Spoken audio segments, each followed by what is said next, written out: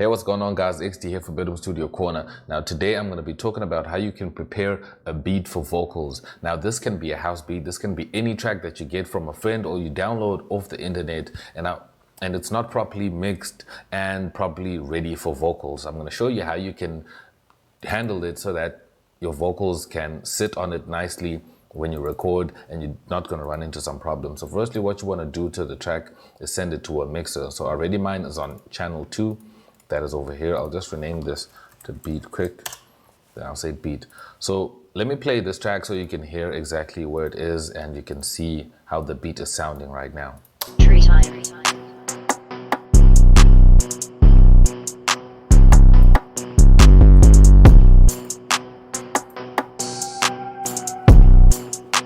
Now, as you can hear, the beat is coming really powerful, so we need to soften it down so that vocals sit nicely, because when the beat is filling up the whole frequency spectrum, it's just going to swallow up the beat, it's just going to swallow up the vocals, and it's just not going to sound good, because vocals need a little bit of room for them to sit also, and so that they're clear, they're not just being swallowed up by the bass or the snare and other frequencies like that. So firstly, we want to add a parametric EQ to try and take a look at the frequencies that are powerful.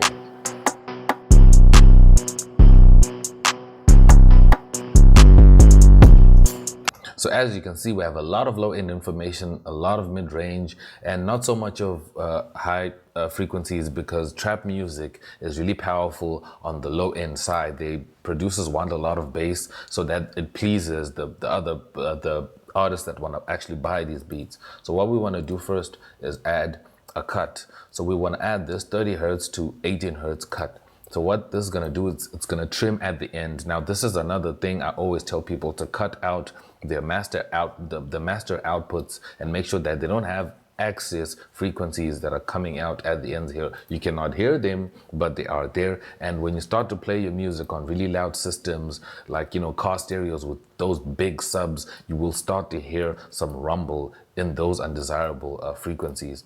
So you want to make sure, first of all, you cut that out. So after cutting that out, you want to add a second EQ. Now on this EQ, we're going to be doing some cutting. This is where we're now going to carve the sound of this beat that we have. So now I have this area looped here where you have a lot of bass and a lot of kicks going on. So I'm just going to start to cut in the mid-range and in the lows, and maybe boost a little bit of the treble to make sure that the vocals sit nicely, because the vocals are present more in the mid-range more than they are in the bass or the treble. So it's the mid-range that's the trickiest place to work with vocals. So I'm going to cut here around 1,000 hertz over here, where the clap is hitting mostly, and then I'm going to come to the bass side and I'm just going to lower somewhere around 100 hertz, around 130 or to 150, somewhere here.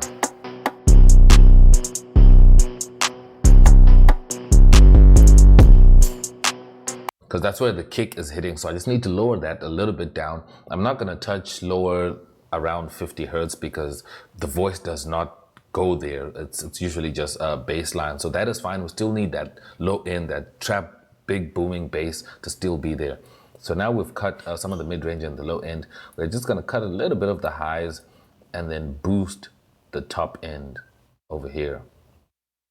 And then just cut down a little bit on the highs, because the hi-hats as well, they are very powerful.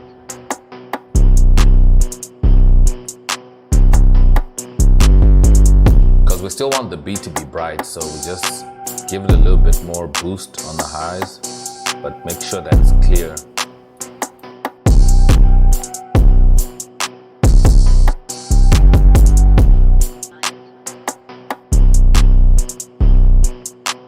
There we go. I think that is actually fair. That makes much more sense. So let me play this back with and without what I just did right now. So this is without.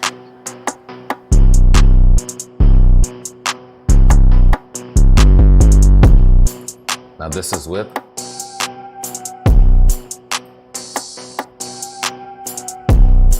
You can actually hear that there's a significant difference, and it's much more comfortable on the ear. And when you put vocals in, the vocals are going to sit nicely. And even after that, if you now want to master, make sure that the whole track is loud and everything is glued together in the master channel, you now have room to do that because now you've leveled everything out nicely.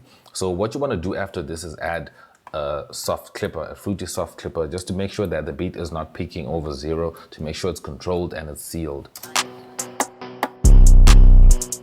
Because without it, you saw that the beat was kind of going over because of that boosting that we did on the EQ over here. So that's what's making it go off. You can also just lower the volume of the beat itself and just lower it a bit to make it a little bit more softer if you want to.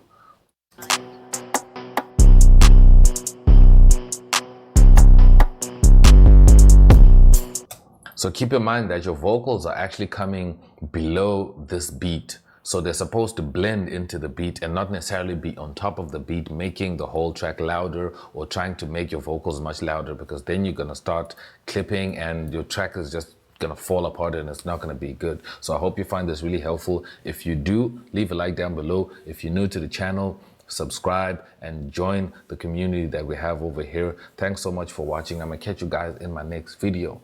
I'm X and I'm out. Peace.